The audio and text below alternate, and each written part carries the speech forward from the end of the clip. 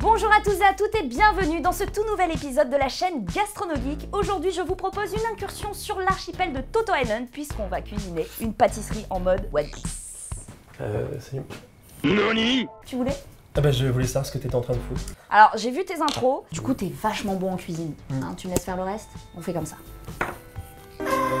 Comme vous l'a dit Marie, on va cuisiner en mode One Piece aujourd'hui. Alors j'ai déjà eu l'opportunité avec Marie, il y a déjà quelques temps, de vous faire un fruit du démon, qui est un smoothie aux fruits exotiques. Vous pouvez retrouver une vidéo sur la chaîne YouTube. Aujourd'hui, on va cuisiner un truc beaucoup plus compliqué. On ne sera pas trop de deux pour le faire, voire de trois, car Justine, que vous ne voyez pas derrière la caméra, sera là pour nous aider. Dans One Piece, si vous connaissez One Piece, et je n'ai aucun doute là-dessus, il y a un moment où nos héros rencontrent Big Mom, une géante, assez vieille, assez énervée sur le terrain de la bouffe quand on lui sert pas ce qu'elle veut, et du coup pour la calmer après une grosse crise de colère, il réalise un croque-en-bouche, donc une espèce de grosse pièce montée de chou à la crème aux fruits, et aujourd'hui c'est exactement ce qu'on va faire.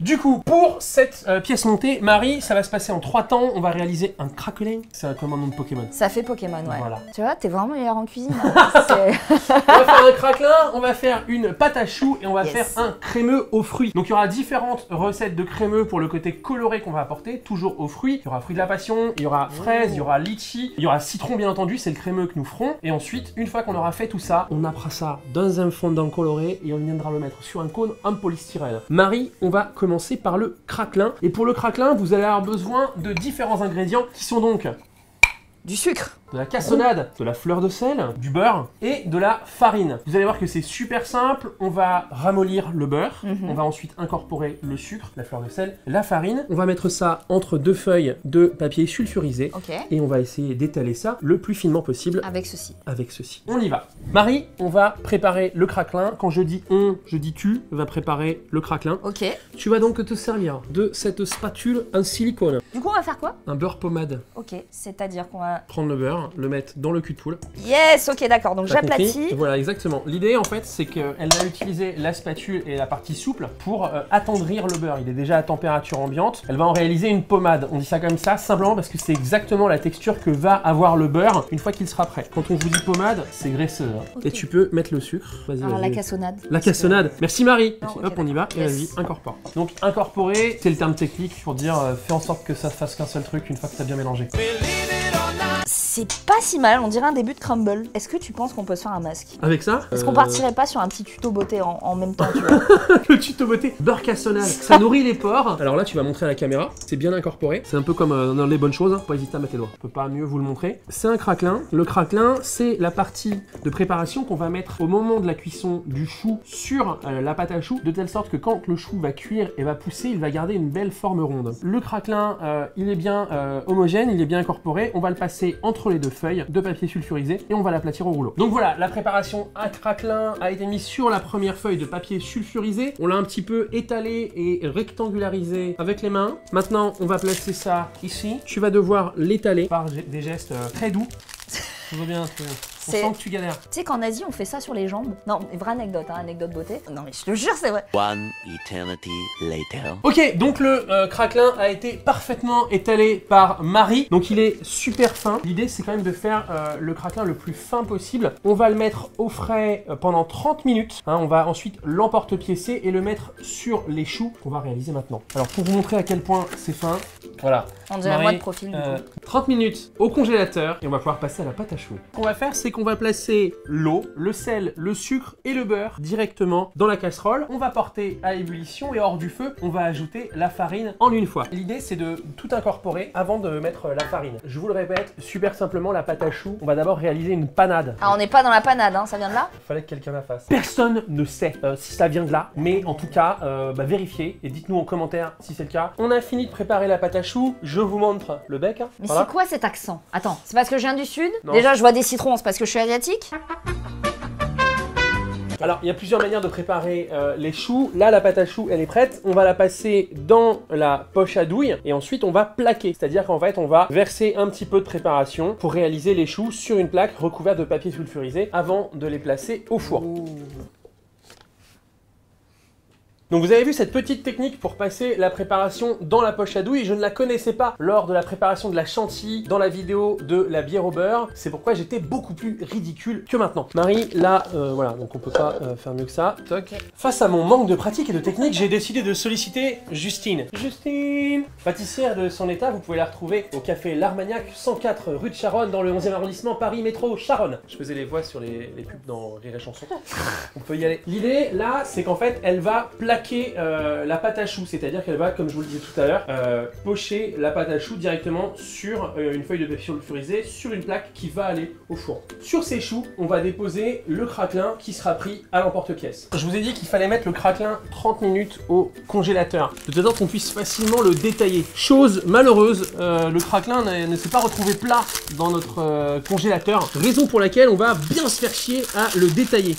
Donc tu remarqueras que la feuille, elle, s'enlève parfaitement, exactement. Ça, on l'a bien fait. Marie va donc déposer le craquelin comme elle peut sur les choux et ensuite on va les placer au four 30 minutes à 180 degrés. À partir de maintenant, on va pouvoir réaliser le crémeux qui viendra garnir les choux, un crémeux citron. On se retrouve tout de suite. Ok Marie, donc là on a mis les choux à cuire pendant 30 minutes à 180 degrés. On va passer à la préparation des différents crémeux qui viendront garnir les choux. On va faire un crémeux au citron et pour cette recette de crémeux citron, vous aurez besoin de 6 citrons, jus et zeste, de gélatine alimentaire, de sucre, de beurre dans une bonne quantité et d'œufs. Je mets toutes les quantités de chacun des ingrédients dans la description, comme d'habitude. On va réaliser différents crémeux avec différents parfums, avec différents fruits. Vous retrouverez bien entendu ces préparations qui sont similaires à celles que nous sommes en train de faire dans la description. Marie, on va pouvoir passer à la préparation du crémeux. Yes. Donc je t'invite à mettre le jus de citron et les zestes dans la casserole.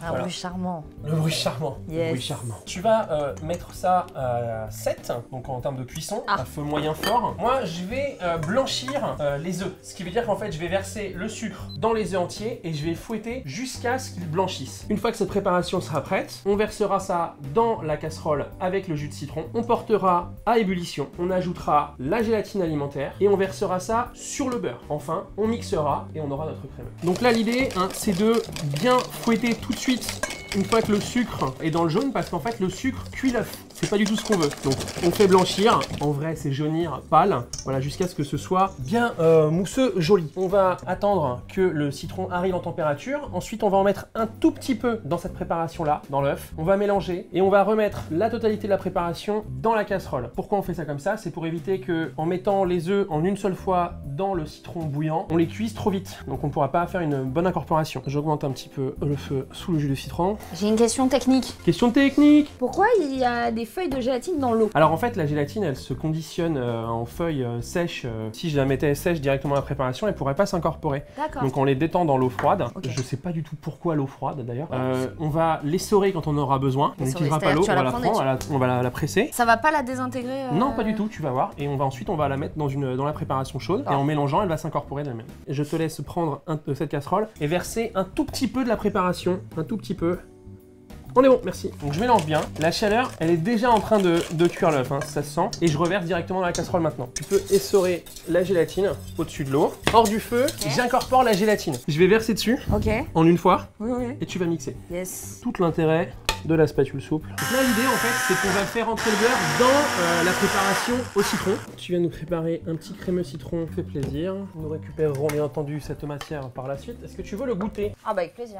Donc c'est encore un petit peu chaud. Nous on va le mettre au frais pendant 30 à 40 minutes, que ce soit bien froid, et on va le passer en poche normalement. Je suis bon putain. L'idée en fait c'est qu'on va récupérer tout, comment dire, l'acidité du citron. Voilà, ok, très bien. Vas-y, toute l'acidité du citron et en même temps une belle sucrosité. Le beurre c'est obligé si on veut garder ce côté pommade justement. Donc on va passer ça dans une poche à douille et on va préparer nous de notre côté les autres crémeux. On va ensuite les mettre au réfrigérateur avant de garnir les choux. Donc les amis, voilà nos choux. Comme vous pouvez voir, ils sont sortis du four, ils sont très beaux. On en a fait beaucoup plus que ce qu'on vous a montré tout à l'heure, hein, Justine. Pendant que nous rigolions, elle travaillait. Donc le craquelin, ça permet, comme vous pouvez voir, de garantir que le chou n'éclate pas à la cuisson. Pour par exemple un chou qui n'a pas été craqueliné. Tu viens de manger un chou, non?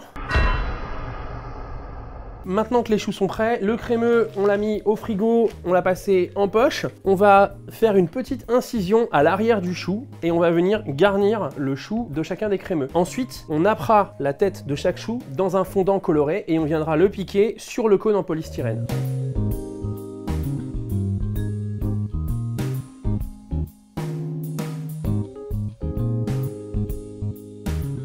Voilà, on a donc poché les choux. Ils sont pleins de crème et de crémeux aux fruits. Franchement, on a goûté les crémeux, on s'est un petit peu pété le bide. Là, on a préparé des fondants. Le fondant, vous pouvez l'acheter tel quel, blanc. Il faut le faire légèrement revenir en chaleur au bain-marie. Et ensuite, vous pouvez le colorer avec des colorants alimentaires, chose que nous avons fait. On peut faire tout un tas d'autres glaçages. Mais là, bon, sur cette vidéo, il y a déjà beaucoup de préparation. Je voulais pas en rajouter une. Pour le glaçage, vous allez voir que c'est très simple. Je dis ça, j'en fais jamais. On prend le chou qui est garni, on le trempe dans le glaçage, on le trempe bien, et ensuite on fait la ventouse pour éviter qu'il y ait trop de matière. Donc on va faire ça 160 fois et on va les piquer directement sur un cône en polystyrène pour essayer de faire une montagne de croquembouche. Croquembouche.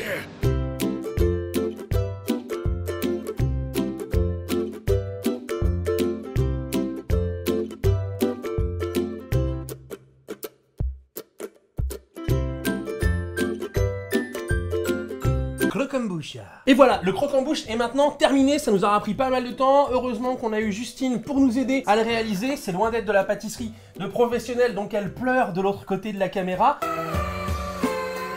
Mais bon, on a essayé de faire un rendu qui est assez similaire à celui du dessin animé, c'est-à-dire que le fondant coule, quoi. Merci beaucoup. Merci pour l'invitation, c'était très très chouette. C'est super cool. T'as goûté? Oui, j'ai goûté. Mais non, t'as pas goûté, c'est faux. Vas-y. Le 100e qu'on bouffe. C'est bon, ça faut peut-être se le dire. Et bien voilà, c'est déjà la fin de cette vidéo. Un grand merci à GastronoGeek pour cette invitation, ça m'a fait extrêmement plaisir. J'espère que vous avez pris également du plaisir derrière votre écran. N'hésitez pas à partager un maximum cette vidéo, ça soutient GastronoGeek, ainsi qu'activer la petite cloche et notifications, en parler à vos amis, pourquoi pas cuisiner chez vous, prendre des photos, hashtag GastronoGeek, tout ça. À très bientôt. Abonnez-vous.